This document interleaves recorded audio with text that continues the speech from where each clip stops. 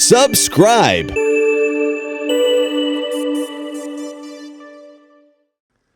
Chapter 4 of The Hound of the Baskervilles by Sir Arthur Conan Doyle. Sir Henry Baskerville. Our breakfast table was cleared early, and Holmes waited in his dressing gown for the promised interview.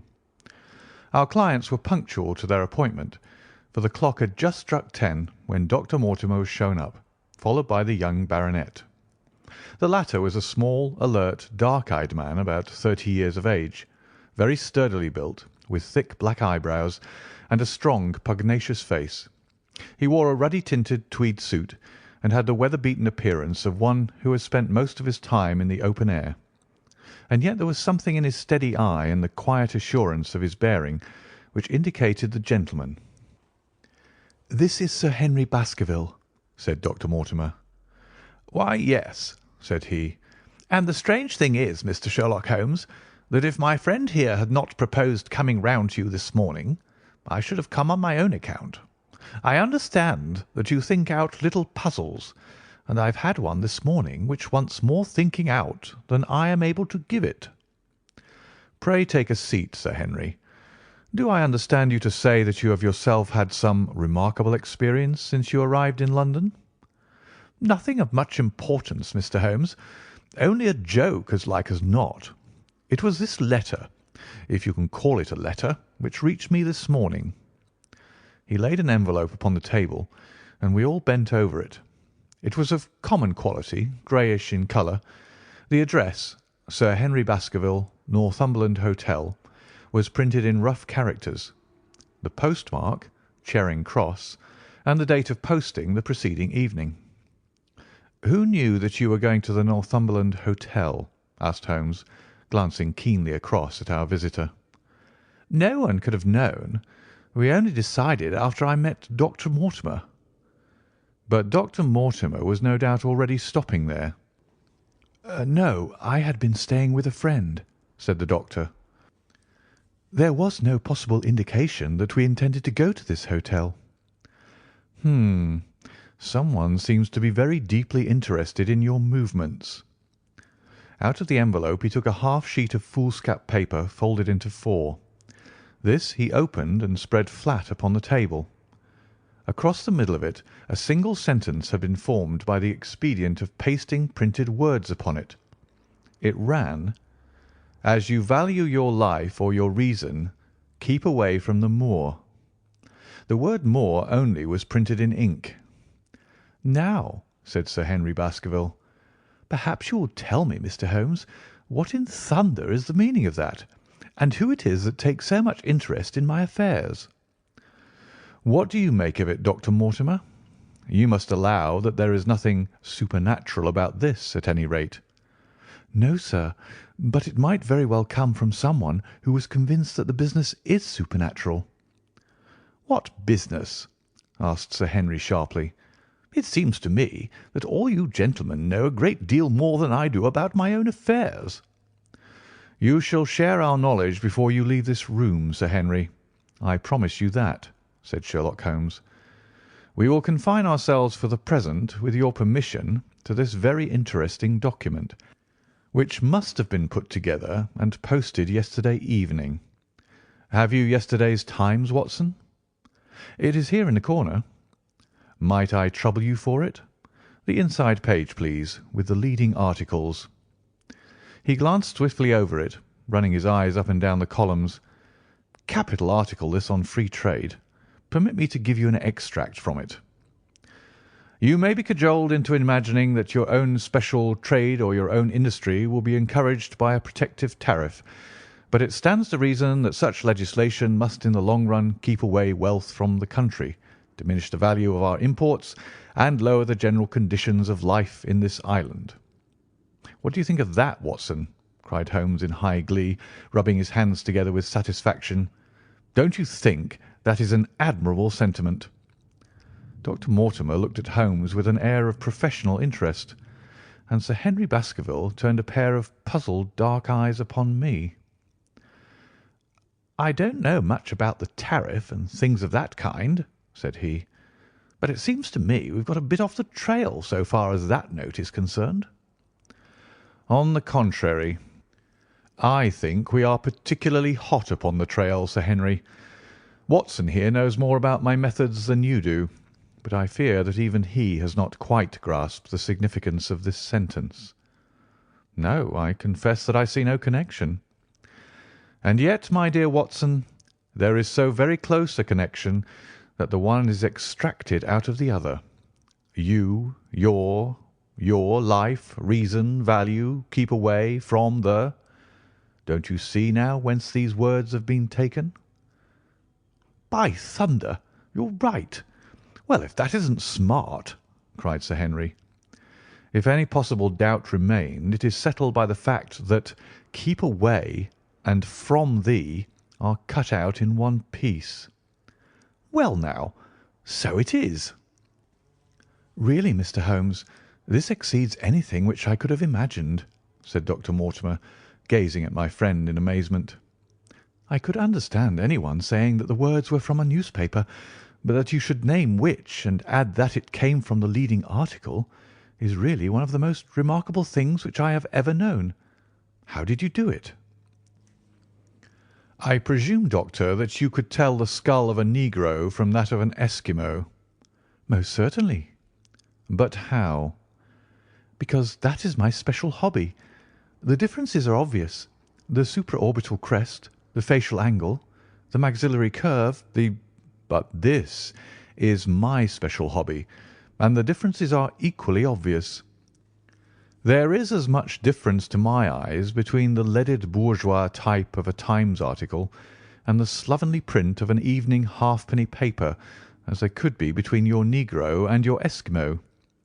The detection of types is one of the most elementary branches of knowledge to the special expert in crime, though I confess that once, when I was very young, I confused the Leeds Mercury with the Western Morning News. But a Times leader is entirely distinctive, and these words could have been taken from nothing else. As it was done yesterday, the strong probability was that we should find the words in yesterday's issue. So far as I can follow you, then, Mr. Holmes, said Sir Henry Baskerville, someone cut out this message with a scissors. Nail scissors, said Holmes. You can see that it was a very short-bladed scissors, since the cutter had to take 2 snips over "keep away." That is so. Someone, then, cut out the message with a pair of short-bladed scissors, pasted it with paste— "Gum," said Holmes. "With gum onto the paper. But I want to know why the word 'more' should have been written." "Because he could not find it in print. The other words were all simple and might be found in any issue, but 'more' would be less common." "Why, of course, that would explain it. Have you read anything else in this message, Mr. Holmes?" "There are 1 or 2 indications, and yet the utmost pains have been taken to remove all clues.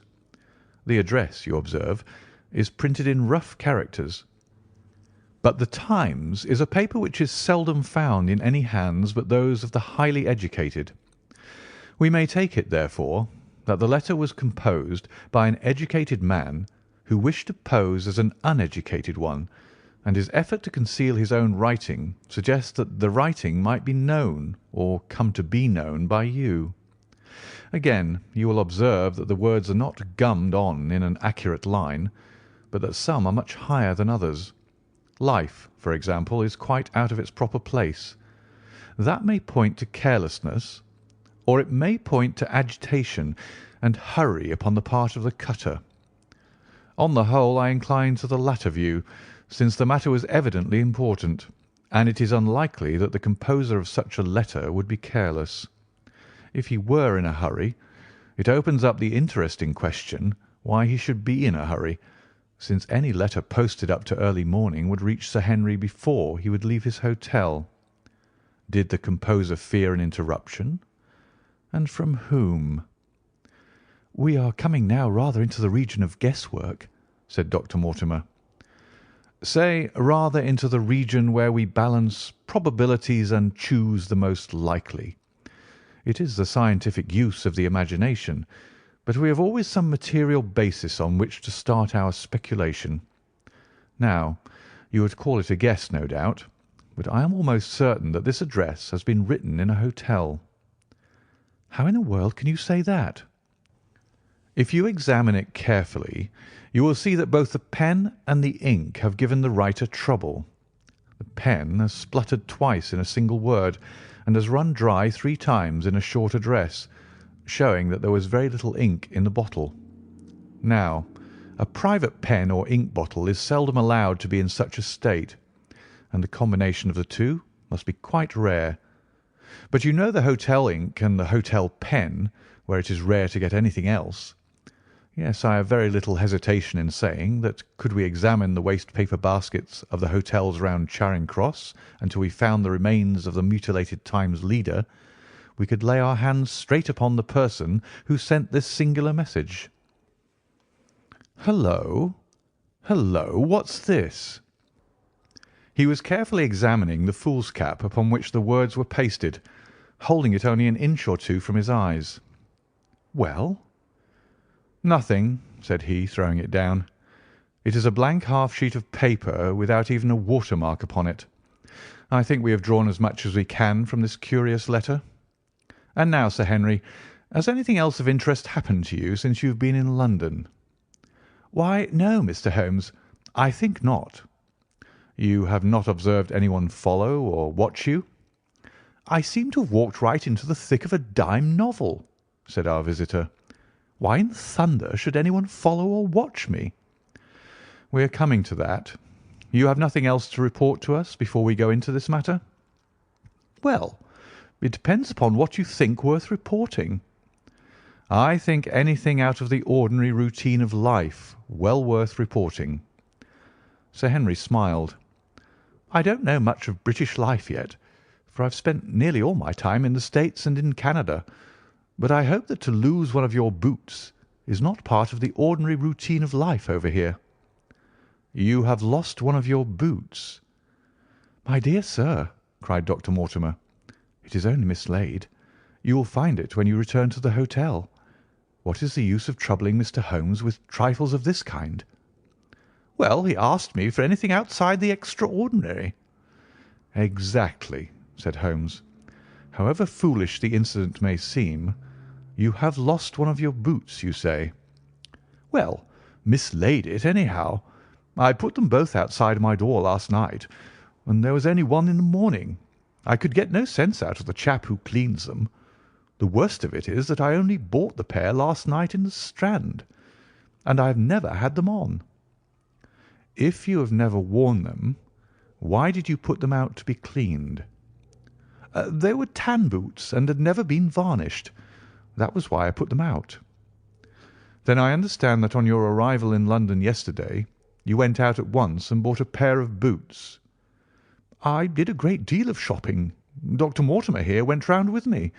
You see, if I am to be squire down there, I must dress the part, and it may be that I have got a little careless in my ways out west. Among other things, I bought these brown boots, gave $6 for them, and had one stolen before ever I had them on my feet." "It seems a singularly useless thing to steal," said Sherlock Holmes. "I confess that I share Dr. Mortimer's belief that it will not be long before the missing boot is found."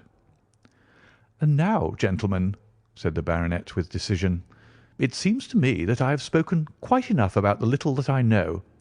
It is time that you kept your promise and gave me a full account of what we are all driving at." "Your request is a very reasonable one," Holmes answered. "Dr. Mortimer, I think you could not do better than to tell your story as you told it to us." Thus encouraged, our scientific friend drew his papers from his pocket and presented the whole case as he had done upon the morning before. Sir Henry Baskerville listened with the deepest attention and with an occasional exclamation of surprise. "Well, I seem to have come into an inheritance with a vengeance," said he, when the long narrative was finished. "Of course, I've heard of the Hound ever since I was in the nursery. It's the pet story of the family, though I never thought of taking it seriously before. But as to my uncle's death, well, it all seems boiling up in my head, and I can't get it clear yet. You don't seem quite to have made up your mind whether it's a case for a policeman or a clergyman." "Precisely." "And now there's this affair of the letter to me at the hotel. I suppose that fits into its place." "It seems to show that someone knows more than we do about what goes on upon the moor," said Dr. Mortimer. "And also," said Holmes, "that someone is not ill disposed towards you, since they warn you of danger. Or it may be that they wish, for their own purposes, to scare me away. Well, of course, that is possible also. I am very much indebted to you, Dr. Mortimer, for introducing me to a problem which presents several interesting alternatives. But the practical point which we now have to decide, Sir Henry, is whether it is or is not advisable for you to go to Baskerville Hall." "Why should I not go?" "There seems to be danger." "Do you mean danger from this family fiend, or do you mean danger from human beings?" "Well, that is what we have to find out." "Whichever it is, my answer is fixed. There is no devil in hell, Mr. Holmes, and there is no man upon earth who can prevent me from going to the home of my own people, and you may take that to be my final answer." His dark brows knitted and his face flushed to a dusky red as he spoke. It was evident that the fiery temper of the Baskervilles was not extinct in this their last representative. "Meanwhile," said he, "I have hardly had time to think over all that you've told me. It's a big thing for a man to have to understand and to decide at one sitting. I should like to have a quiet hour by myself to make up my mind. Now, look here, Mr. Holmes, it's 11:30 now, and I'm going back right away to my hotel. Suppose you and your friend Dr. Watson come round and lunch with us at 2. I'll be able to tell you more clearly then how this thing strikes me." "Is that convenient to you, Watson?" "Perfectly." "Then you may expect us. Shall I have a cab called?" "I'd prefer to walk, for this affair has flurried me rather." "I'll join you in walk with pleasure," said his companion. "Then we meet again at 2 o'clock. Au revoir and good morning." We heard the steps of our visitors descend the stair and the bang of the front door. In an instant Holmes had changed from the languid dreamer to the man of action. "Your hat and boots, Watson. Quick, not a moment to lose." He rushed into his room in his dressing gown and was back again in a few seconds in a frock coat. We hurried together down the stairs and into the street. Dr. Mortimer and Baskerville were still visible about 200 yards ahead of us in the direction of Oxford Street. Shall I run and stop them? Not for the world, my dear Watson. I am perfectly satisfied with your company if you will tolerate mine. Our friends are wise, for it is certainly a very fine morning for a walk. He quickened his pace until we had decreased the distance which divided us by about half. Then, still keeping 100 yards behind, we followed into Oxford Street and so down Regent Street. Once our friend stopped and stared into a shop window, upon which Holmes did the same. An instant afterwards he gave a little cry of satisfaction, and following the direction of his eager eyes, I saw that a hansom cab with a man inside, which had halted on the other side of the street, was now proceeding slowly onward again. "There's our man, Watson. Come along. We'll have a good look at him, even if we can do no more." At that instant I was aware of a bushy black beard and a pair of piercing eyes turned upon us through the side window of the cab. Instantly the trap door at the top flew up, something was screamed to the driver, and the cab flew madly off down Regent Street. Holmes looked eagerly around for another, but no empty one was in sight. Then he dashed in wild pursuit amid the stream of the traffic, but the start was too great, and already the cab was out of sight. "There now," said Holmes bitterly as he emerged panting and white with vexation from the tide of vehicles. "Was ever such bad luck and such bad management too? Watson, Watson, if you're an honest man you will record this also and set it against my successes." "Who was the man?" "I have not an idea." "A spy?" Well, it was evident from what we have heard that Baskerville has been very closely shadowed by someone since he has been in town. How else could it be known so quickly that it was the Northumberland Hotel which he had chosen? If they had followed him the first day, I argued that they would follow him also the second. You may have observed that I twice strolled over to the window while Dr. Mortimer was reading his legend. Yes, I remember. I was looking out for loiterers in the street, but I saw none. We are dealing with a clever man, Watson. This matter cuts very deep, and though I have not finally made up my mind whether it is a benevolent or a malevolent agency which is in touch with us, I am conscious always of power and design. When our friends left, I at once followed them in the hopes of marking down their invisible attendant. So wily was he that he had not trusted himself upon foot, but he had availed himself of a cab so that he could loiter behind or dash past them and so escape their notice. His method had the additional advantage that as they were to take a cab he was all ready to follow them. It has, however, one obvious disadvantage. It puts him in the power of the cabman? Exactly. What a pity we didn't get the number. My dear Watson, clumsy as I have been, you surely do not seriously imagine that I neglected to get the number. No, 2704 is our man, but that is no use to us for the moment. I fail to see how you could have done more. On observing the cab, I should have instantly turned and walked in the other direction. I should then, at my leisure, have hired a second cab and followed the first at a respectful distance, or, better still, have driven to the Northumberland Hotel and waited there. When our unknown had followed Baskerville home, we should have had the opportunity of playing his own game upon himself and seeing where he made for. As it is, by an indiscreet eagerness, which was taken advantage of with extraordinary quickness and energy by our opponent, we have betrayed ourselves and lost our man. We had been sauntering slowly down Regent Street during this conversation, and Dr. Mortimer with his companion had long vanished in front of us. "There is no object in our following them," said Holmes. "The shadow has departed and will not return. We must see what further cards we have in our hands and play them with decision. Could you swear to that man's face within the cab?" "I could swear only to the beard." "And so could I, from which I gather that in all probability it was a false one.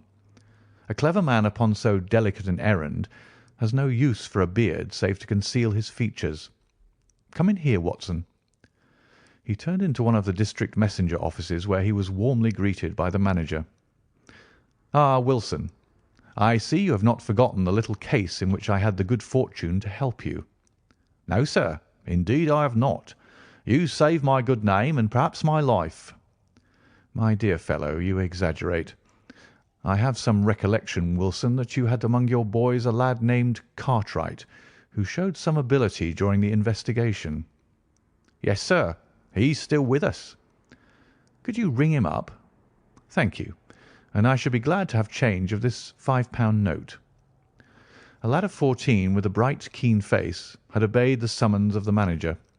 He stood now gazing with great reverence at the famous detective.